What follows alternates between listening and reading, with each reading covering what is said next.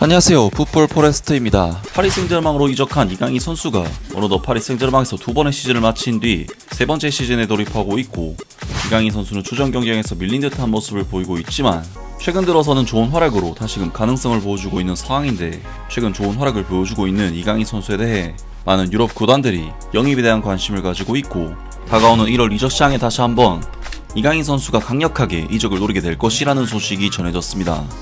이강인 선수는 2023년 여름 이적 시장을 통해 파리 생제르맹에 입단을 하면서 모든 한국 축구 팬들을 열광시켰던 정말 역사적인 이적을 달성했던 선수였는데요. 이강인 선수는 파리 생제르맹에 입단한 첫 시즌부터 주전급 선수로 올라서면서 2023-24 시즌 모든 대회 통산 36경기 출전, 5골과 5개 도움을 기록했고, 2년차 시즌인 2024-25 시즌에는 모든 대회 통산 49경기에서 실골 6도움을 기록하면서 1년차 시즌보다 2년차 시즌에 훨씬 더 많은 스탯과 함께 발전된 기량을 보여줬습니다. 하지만 이강인 선수는 개인적인 기량이 발전했음에도 불구하고 팀 내 입지는 오히려 줄어든 상황에 놓여 있는데요. 파리 생제르맹은 흡입자 흐바르첼리 선수의 영입 이후 이강인 선수가 거의 벤치로 밀려난 상황이고, 이강인 선수는 UEFA 챔피언스 리그와 클럽 월드컵에서 거의 출전 기회를 받지 못하면서 팀의 성공을 옆에서 지켜봐야만 했던 선수였는데, 이강인 선수로서는 사실상 중요도가 떨어지는 경기에만 출전을 하면서 철저하게 벤치 신세로 전락한 상태고, 때문에 이번 여름 이적 시장에서 이강인 선수에 대한 이적설은 정말 끝도 없이 흘러나왔었습니다. 하지만 이강인 선수는 최근 들어 다시금 반전의 계기를 마련하는 좋은 활약을 펼치고 있는데, 이강인 선수는 최근 UEFA 슈퍼컵에서 토트넘 하스퍼를 상대로 그야말로 환상적인 활약을 통해 거의 다 졌던 경기를 뒤집어 버리는, 토트넘과의 경기만큼은 정말 파리 생제르맹의 에이스급 활약을 펼치면서 최고의 폼을 보여줬었기 때문에 파리 생제르맹에서 다시금 기회를 받을 수 있을 것이라는 희망적인 전망이 나오고 있는 상황이었는데요.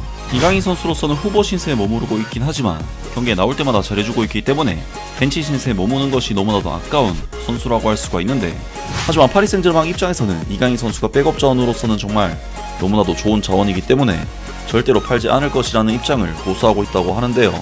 특히 이강인 선수는 파리 생제르맹에서 뭔가 전술적인 변동이 있을 시 제일 먼저 선택받는 1순위 교체 자원이었지만, 지난 시즌 말미에는 2006년생 유망주 세니 마율루 선수에게 밀리면서 마율루 선수보다 늦게 교체 투입이 되었고, 이번 시즌에는 리그왕에서 앙제 SC와 툴루즈전까지 2주 연속으로 이브라임 은바에 선수가 이강인 선수보다 우선적인 선택을 받게 되면서, 이강인 선수는 기존에 입지였던 1순위 교체 자원에서도 더 낮은 순위의 백업 자원으로 더욱 입지가 좁아진 상황입니다. 그리고 그러한 상황에서 프리미어리그 클럽인 노팅엄 포레스트가 무려 900억 원에 가까운 제안을 했다고 하는데, 파리 생제르맹 구단에서 강력하게 반대를 하면서 이적이 무산되는 아쉬움을 삼켜야만 했는데요. 그리고 최근 파리 생제르맹 구단에서는 우스망 덴벨레 선수와 데지레 두에 선수가 부상을 당하면서 전력 공백이 생겼는데, 프랑스의 레키프에서는 주축 선수들의 부상에도 불구하고 이강인 선수가 기회를 받기는 어려울 것이라는 소식이 전해졌습니다. 프랑스 대표팀에서 부상을 입은 두 공격수 데지레 두에와 우스망 덴벨레의 결장으로 인해 파리 생제르맹은 공격 라인을 완전히 뒤흔들지 않으면서도 재구성을 해야 하는 상황에 놓였다. 이로 인해 건살로 하무스와 이브라임 은바에가 기회를 잡을 수 있을 것이다. 지난 시즌 챔피언스리그 16강 1차전부터 결승전까지 루이스 에니케 감독은 단 12명의 다른 선발 선수만을 기용했다. 이는 명확한 서열 체계가 자리 잡았기 때문이고, 어느 정도는 운이 따르기도 했으며 무엇보다 경기 시간과 자원을 잘 관리했기 때문이다. 프랑스 리그왕에서는 충분한 여유가 있었기 때문에 파리 생제르맹은 경기 시간 60분 이후에 필드 플레이어 절반을 교체하곤 했다. 그러나 우스망 덴벨레와 데지레 두에가 동시에 빠지는 상황은 파리 생제르맹의 우위를 뒤흔들 수 있으며 벤치 자원의 진짜 실력을 드러내는 시험대가 될 것이다. 왜냐하면 지난 가을 교체 선수들이 유럽 무대에서 뛸 기회를 얻었을 때 성적은 봄과 같지 않았음을 기억하기 때문이다.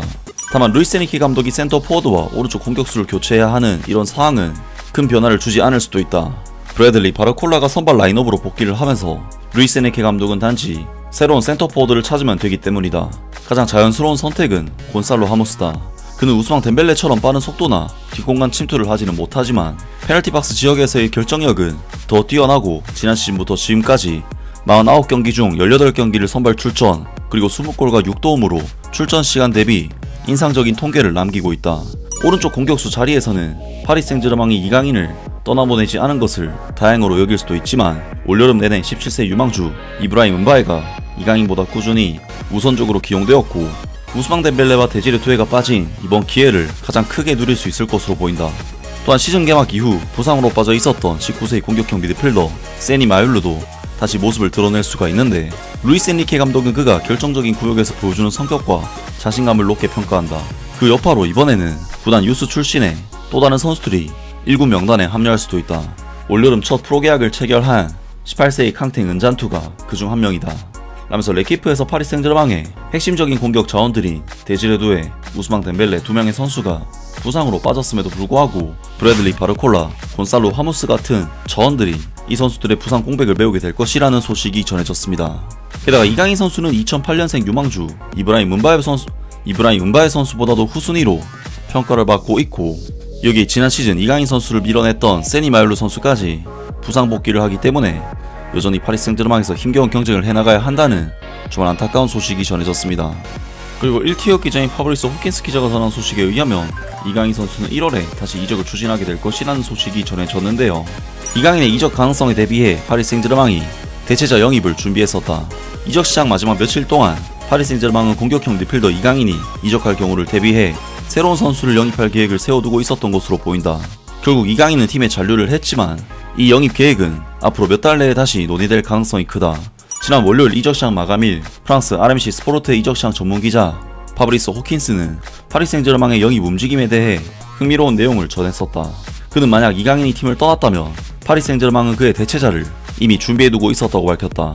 실제로 이강인은 이적을 고민했으며 특히 잉글랜드 프리미어리그의 노팅엄 포레스트 등이 그에게 관심을 보인 바 있다. 이강인이 떠났다면 파리 생제르맹은 이미 대체자를 계획해둔 상태였다. 파브리스 호킨스 기자는 라프테르 푸트 프로그램에서 이렇게 말했다. 파리 생제르맹의 루이스 캄포스 단장이 이번 이적 시장에서 거의 움직이지 않았던 것은 사실이지만 유일하게 변화가 있을 수 있었던 부분은 이강인의 이적이었다. 만약 그가 떠났다면 파리 생제르맹은 이미 그의 대체자로 한 선수를 점 찍어둔 상태였다. 그 대체 선수로 가장 유력했던 인물은 AS 모나코의 공격형 미드필더 마그네스 아클리우슈였다. 파브리스 호킨스 기자에 따르면 아클리우슈는 파리 생제르맹 이적에 강한 관심을 가지고 있었고 제안이 왔다면 바로 수락을 했을 것이라고 전했다. 아클리우슈는 정말 오고 싶어 했던 것 같다. 제안만 있었다면 그는 확실히 파리 생제르맹에 왔을 것이다. 다시 논의될 가능성, 이번 겨울 이적 시장이 유력.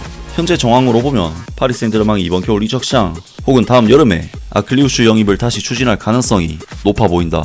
이강인이 파리 생제르맹에서 주전으로 뛰고 싶어 하지만 현실적으로는 꾸준한 출전 시간을 확보하기가 어렵기 때문이다.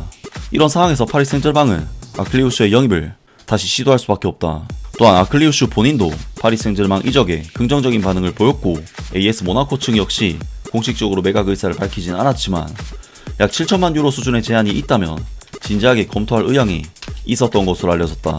라면서 파리 생제르맹의 이강인 선수가 현재 출전 시간에 대한 부족으로 이적을 모색하고 있는 상황이며 파리 생제르맹 구단에서는 이강인 선수의 포지션, 즉 2선에서의 백업 멤버를 구하기 위해 AS 모나코의 아클리우슈 선수를 영입해서 이강인 선수를 대체하려고 하고 있고, 이강인 선수를 내보내고 아클리우슈 선수로 대체하는 이적 작업이 1월 이적 시장에 다시금 펼쳐질 가능성이 있다고 합니다.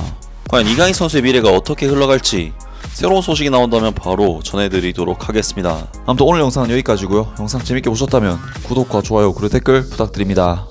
감사합니다.